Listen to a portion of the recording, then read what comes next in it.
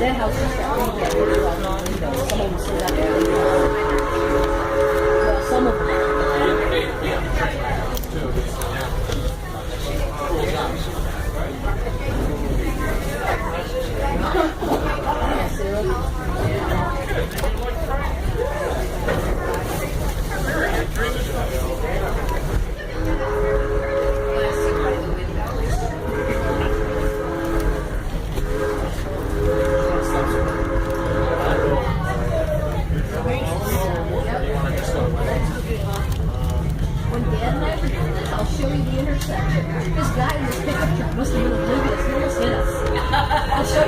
It was pretty funny. We were laughing.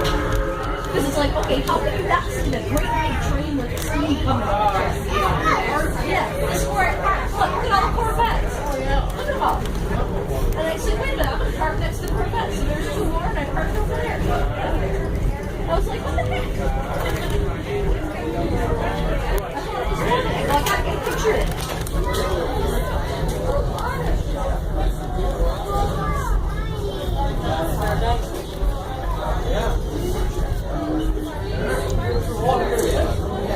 I got it on speed mode. Yes, I did.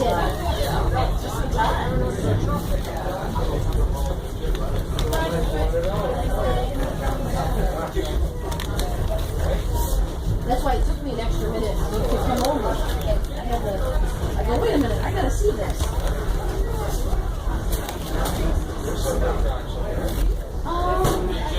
They don't go that fast. No, not. I mean, no, it doesn't get up very high. They may not be allowed to just because it's semi-residential and that anymore.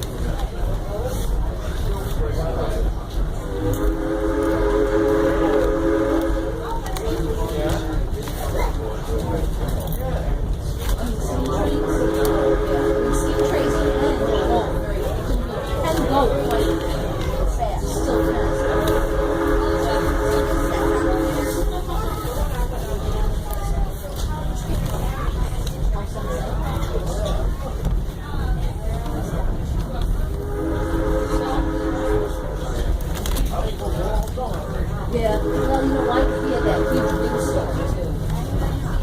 Wow, old Dodge commercial. You see that? Commercial Dodge pickup. That'd be weird. Your front yard would be that. I know. Her thing coming through.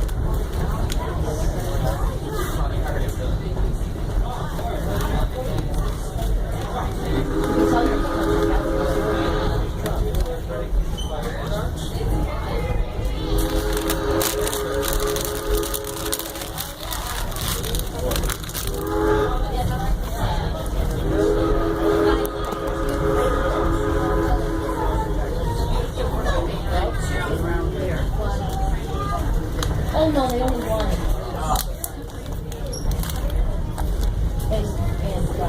And actually by law, unless it's an emergency, they're not allowed to blow horns at a certain time. Yeah, this is where we were crossing right here. And this pickup truck, the guy was oblivious. He's coming down the hill. He's not slowing it down. I thought for sure he was going to hit us. I'm like, okay, guess who's going to win in that fight? It was in a big little Dodge pickup. I mean, he was barreling down the hill and thinking, stop. I mean, he's sealed the tires and everything. It's like, how could you not miss the giant tree? You know?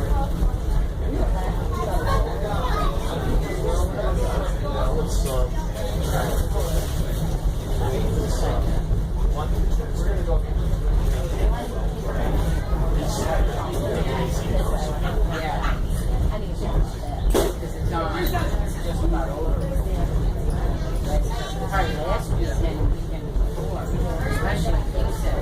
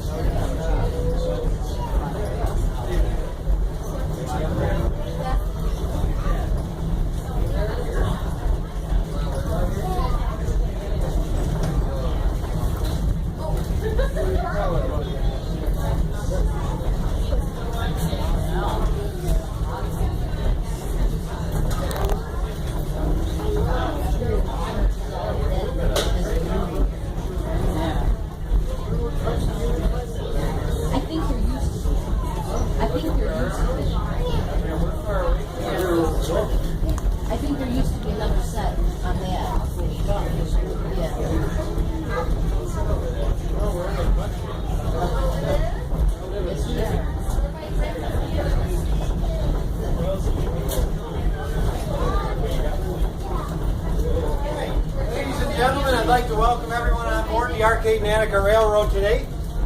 Now that we're underway, just a few quick safety rules. There's no smoking while on board the train. We will make a station stop. There will be rest time at the end. Halfway point, you'll have a good 25 minutes up there. We just ask that you please remain seated at all times while on board the train, and just in case we have an unexpected stop, if the cattle wander in front of us or stray turkey or something. We do see a lot of that out the window. You can walk around a little bit. There's a snack car, 2 cars behind us with snack available for sale, and the open car on the end of the train is there available if you wanted to. On a day like today, these cold steel and concrete floors tend to get slippery. So take your time walking in between and keep the coach doors closed. It'll help hold the heat in. The heat is on. We can adjust it up or down. But the longer the doors stay closed, the better that is.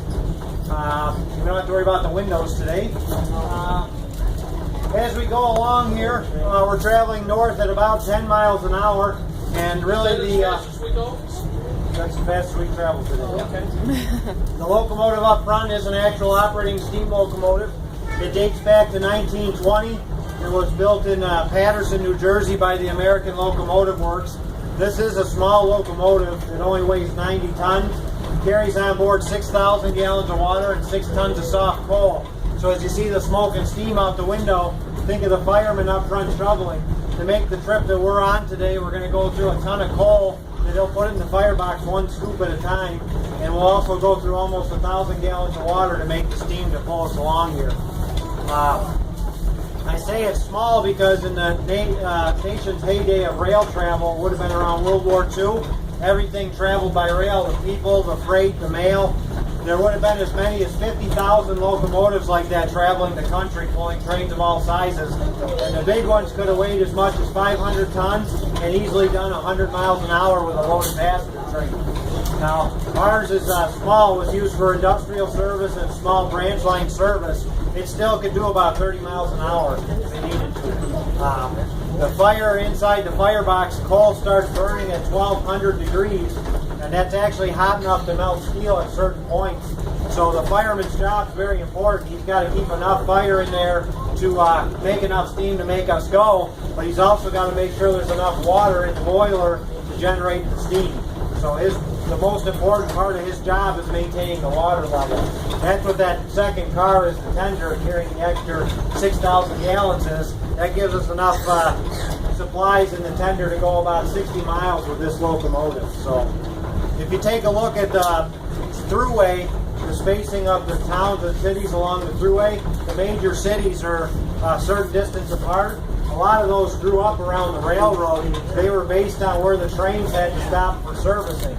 You'll see these steam locomotives take a lot of extra maintenance over some of today's equipment. When we stop at the end of the line, they'll bring the engine down along the side so you can take a good look at it. And the engine crew will climb all over it and they'll grease and oil all the moving parts. That locomotive is one of the few machines that man makes where all the moving parts are on the outside of it. So as it goes by, you can get a good look at that, take pictures, and see what it takes to keep it running. There's only about 100 locomotives of that style that still operate under their own pressure in the U.S. Most steam engines are stored or on display in a museum. So we're very unique. We're the only one in New York State that operates on a regular basis. The coaches you're riding in right now were built around 1915 for the Delaware, Lackawanna, and Western Railroad. And they ran these out of New York City from New Jersey into the city for commuter traffic. You can feel underneath this vinyl, that was the original wicker seats. And they've got the nice high ceilings. Originally they were gas lights and potbelly stoves with coals to keep them warm. So they would have those so they could vent them in the summertime, the high ceilings. But these are an example for going back and forth to work. You wouldn't want to try to go across the country in a coach like this. Let's see, as we cross this next road up here, this is Genesee Road, and just so you kind of know where you are, this is Route 98 that runs north-south next to us. Route 16 is the next hill over to our left. The line pretty much runs north-south. And we're going to go through the next section of land. This is the last public road till we make it to our halfway point. It's over 5 miles of territory. The only thing that goes through it is the train. We do see a lot of wildlife. The creek on the right is the beginnings of the Cattaraugus Creek that flows out to Lake Erie, and it's all the headwaters, and there's a lot of good trout fishing here towards Arcade. So you'll see all the land drains right here next to the track, and Wyoming County is a big agricultural county. There are more dairy cows in the county than there are people, and you'll see a lot of that farmland as we go up through here. And the railroad actually operates freight trains throughout the week, and we take a lot of farm and fertilizer up to a feed dealer that supplies a lot of these farmers. So it is an actual operating railroad. As we go along, if you should have any questions, the train crew would be happy to stop and talk to you and answer anything you may have. But for now, sit back and enjoy your journey with us. Thank you. Thank you. Thank you. Thank you.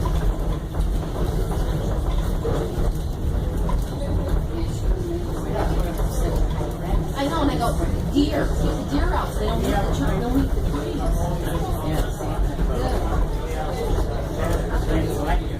Oh, yeah. That's why I look at it, I'm going, you know, first I like that blue thing. Yeah. Like an opening. Yeah, I bet you they're like fruit trees or something like that.